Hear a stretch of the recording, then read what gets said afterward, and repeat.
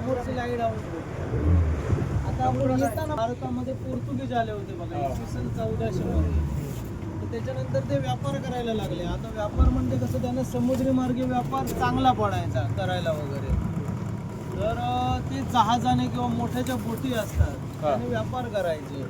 आणि आता कसं बघा, धुकं पडलंय, त्या धुक्यामध्ये किंवा हवा वगैरे जास्त झाली किंवा काळोखामध्ये त्यांना दिसायचं नाही कुठे काय आहे ते. आणि त्यांची बोटी जी आहेत, जहाज, ते अडकून पडायच्या आणि फुटायच्या, नुकसान व्हायचं मालांचं वगैरे.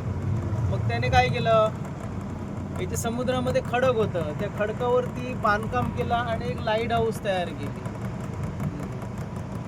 साधारण 1500 इसवी सन 1500च्या संपायला तयार केली. त्यामुळे काय झालं की त्यांच्या ज्या बोटी वगैरे आहेत, मालवाहतूक बोटी, त्यांना एक दिशा समजायची की इकडे खडकं आहे, म्हणजे सी रॉक्स वगैरे आहे, इथनं लांब राहायला लाईट लागायचा गाडी दाखवतो तुम्हाला. आता आपण त्या साईड, हा जो खडक आहे इकडे कसं माहिती, पावसाळ्यामध्ये भरपूर त्रास होतो, म्हणजे हवा.